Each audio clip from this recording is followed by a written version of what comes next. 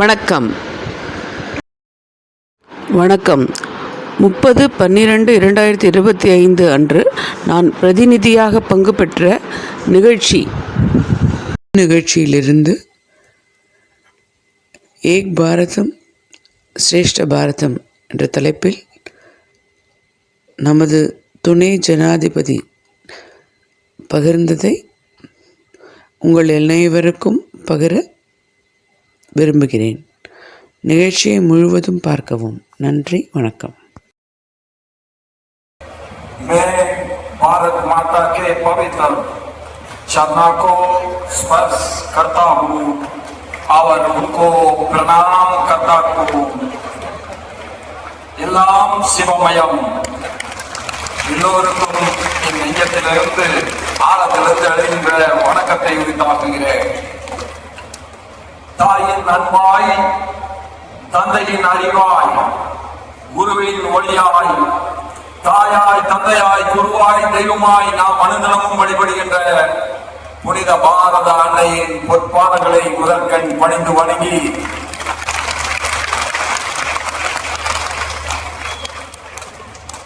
இந்த தேசம் வாழ்க என்று சொல்வதால் நாம் தமிழுக்கு எதிரானவர்களா? இல்லை. எப்படி தேசம் நம்முடைய ஒரு கண் என்று சொன்னால் இன்னொரு கண் தங்க தாய் ஒலி நம்முடைய தமிழ்தான். அதை யாராலும் மாற்ற முடியாது. அந்த இனிய விழாவில் மோடி அவர்கள், நம்முடைய பாரத பிரதமர் மோடி அவர்கள் மிக அழகாக சொன்னார்கள்.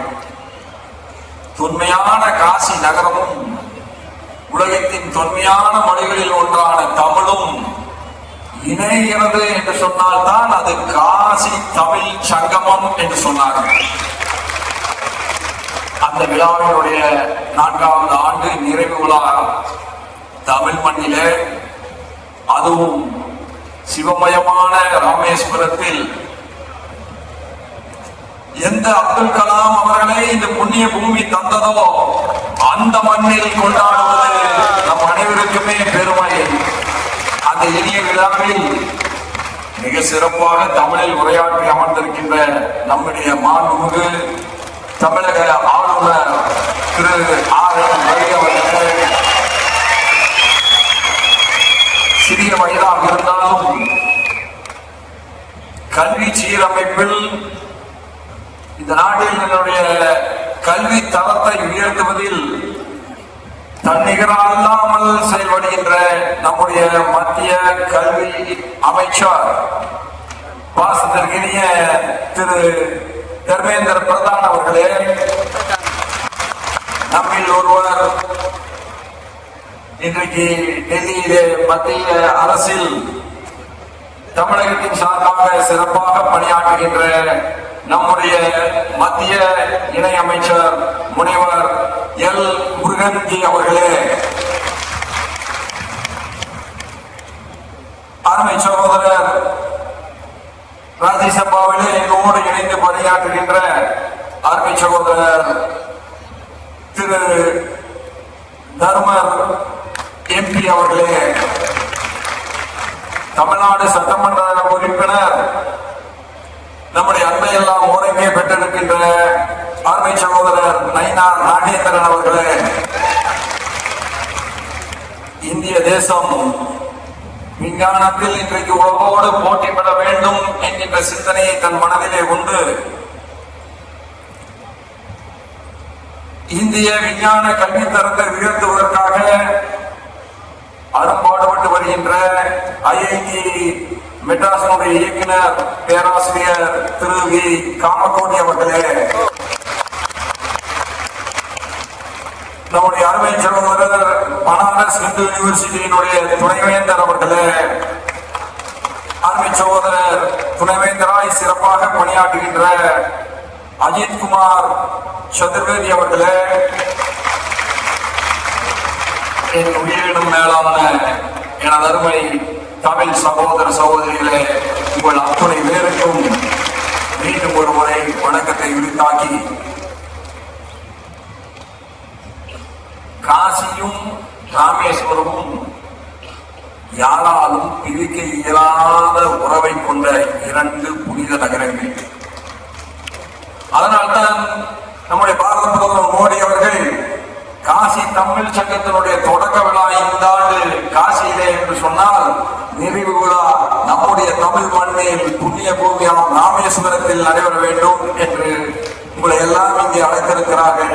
மிகச் சிறப்பாக இந்த விழா நடைபெற்று வருகிறது. ராமேஸ்வரம் மண்ணில் இந்த 2 ஒளி விளக்குகள் காசியும் தமிழகமும் சங்கமிக்கின்ற மாபெரும் விழாவாக நடைபெறுகிறது. காசி உலகின் ஆன்மீக தலைநகர் என்று சொன்னால் பாரதத்தின் நீண்ட நெடிய வரலாற்றில் அதனுடைய பண்பாட்டு மையமாக அது அன்றைக்கும் இன்றைக்கும் தொடர்ந்து ஒழித்து வருகிறது. அங்கே நாலடியார்களின் தேவாரமும் திருவாசமும் ஒழிக்கிறது என்று சொன்னால் அதே நேரத்திலே கபிரின் பக்தி பாடல்களும் அங்கே ஒழிக்கிறது. அத்தகைய மகத்தான திருத்தலம் தான். நான் சொன்னேன் எல்லாம் சிவமயம் என்று சொன்னேன்.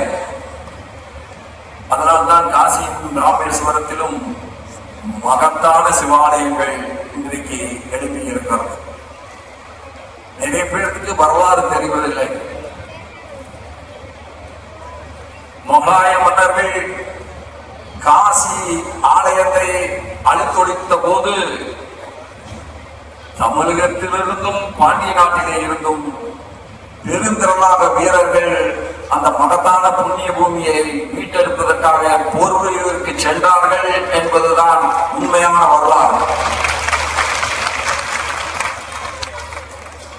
அப்படி நாட்டின் எந்த மூலையில்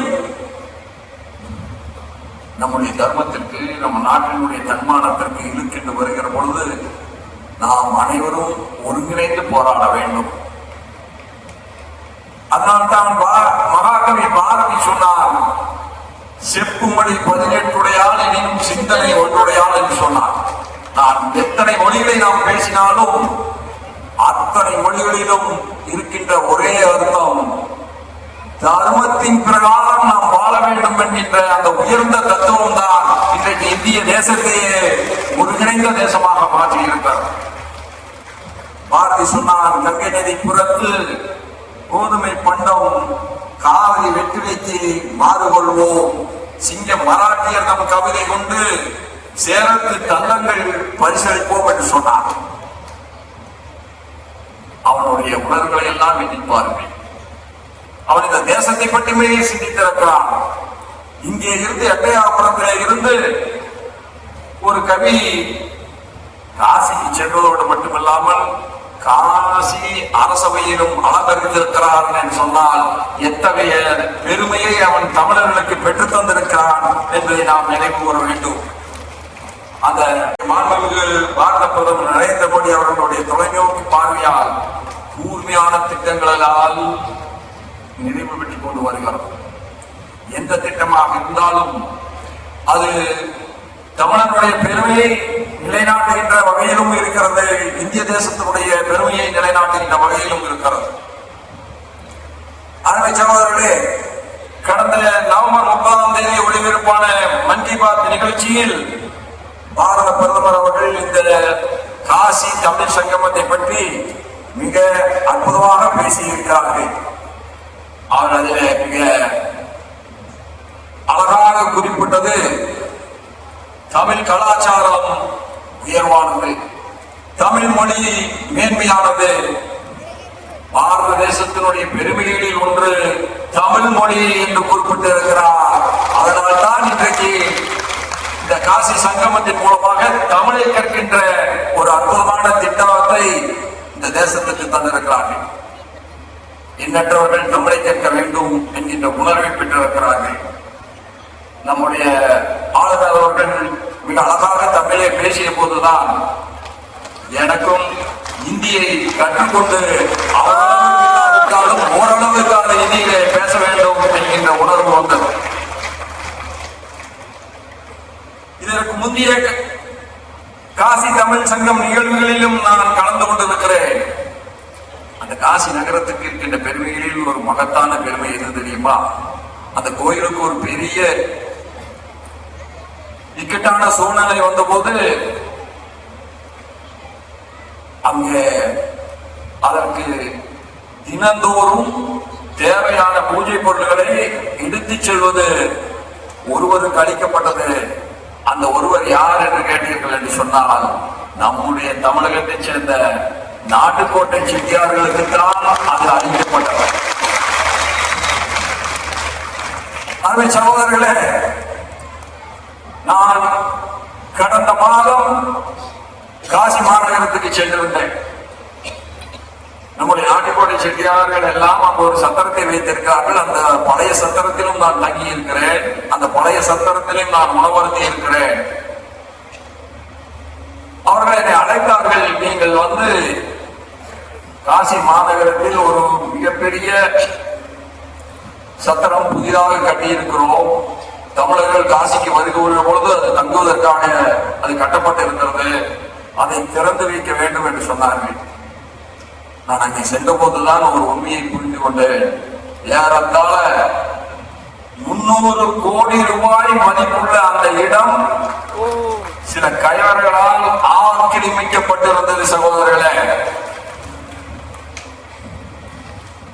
நம்முடைய நாட்டுக்கோட்டை செட்டியார்கள் எல்லாம் பிரதமரை சந்தித்தார்கள். பிரதமர் சொன்னார், நீங்கள் முதலமைச்சரை சென்று பாருங்கள். முதலமைச்சரை சந்தித்தார்கள். எல்லா விவரங்களையும் எடுத்து சொன்னார்கள். உடனடியாக முதலமைச்சர் செய்தது ஒன்றே ஒன்றுதான், உங்களுடைய ஆவணங்களை எல்லாம் கொண்டு வாருங்கள், உங்களுடைய ஆவணங்கள் சரியா என்று சரிபார்க்கப்படும். உண்மையிலேயே அது உங்களுக்குத்தான் பாத்தியப்பட்டது என்று சொன்னால் அந்த நிலம் உங்களை தவிர வேறு யாருக்கும் செல்லாது, அது உங்களுடைய கைக்கு மீண்டும் வரும் என்று சொன்னார்களாம். எடுத்தார்கள், பார்த்தார்கள். நம்மவர்கள் பொய் சொல்வார்களா? நாட்டுக்கோட்டை செட்டியார்கள் எங்கே இருக்கிறார்களோ அங்கே தர்மம் இருக்கும், அவர்கள் எங்கே இருக்கிறார்களோ அங்கே நியாயம் இருக்கும். தங்களுக்கு அல்லாத ஒன்றை தங்களது என்று சொல்வதற்கு அவர்களுடைய சரித்திரத்தில் இல்லை. அவர்கள் எல்லா ஆவணங்களையும் எடுத்து காட்டிய போது முழுமையாக அந்த அதிகாரிகள் ஒத்துக்கொண்டார்கள், இந்த இடம் உங்களுக்கு சேர்ந்தது என்றுதான். வெறும் 48 மணி நேரத்தில் அந்த நிலம் மீட்கப்பட்டது. மீண்டும் அது நாட்டுக்கோட்டை செட்டியார்களுடைய வசமாகியது. இன்றைக்கு பல மாடிகளை கொண்ட மாபெரும் தங்குமிடமாக அது உருவெடுத்திருக்கிறது. தமிழகத்திலே கூட இப்படி யார் சொத்துக்கும் ஆசைப்படாத ஒரு சூழல் வர வேண்டும் என்று நான் இந்த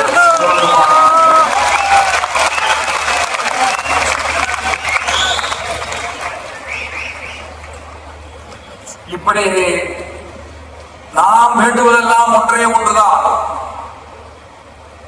உயிரே போகினும் உலகின் உன்னத நிலைக்கு நம்முடைய பாரதம் வர வேண்டும். அப்படி உலகின் உன்னத நிலைக்கு பாரதத்தாய் வருகிற பொழுது தமிழகத்திலும் மகத்தான முன்னேற்றம் வர வேண்டும்.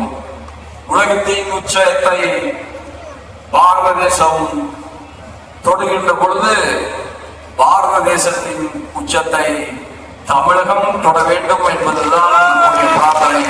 ஆர்வை சகோதரர்களே, எந்த இடத்திலே இங்கே நான் இருக்கிற பொழுது சொன்னார்கள், துணை குடியரசுத் தலைவராக உயர்ந்திருக்கிறார்கள் என்று சொன்னார்கள். நான் உங்களுக்கு ஒன்றைத்தான் கோடிட்டு காட்ட விரும்புகிறேன். எந்த இடத்திலே இருந்தாலும் நாம் என்றைக்கும் அகங்காரம் கொண்டவர்களாக இருக்கக்கூடாது.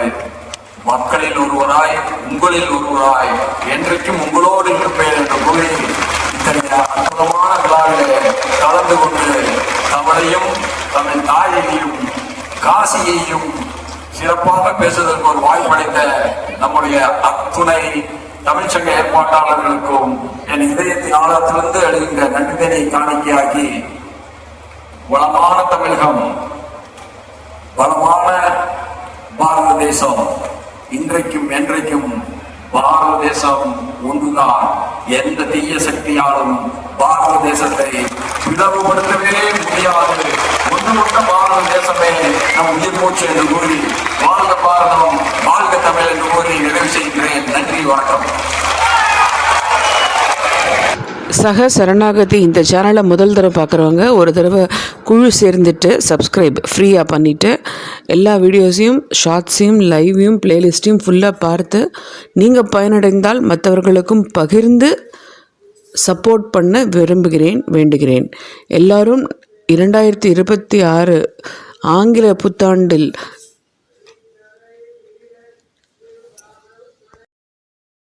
அடியெடுத்து வைக்கும் இந்த நேரத்தில் எல்லோர் நலனிற்காகவும் பிரார்த்தித்து விடைபெறுகிறேன். நன்றி, வணக்கம்.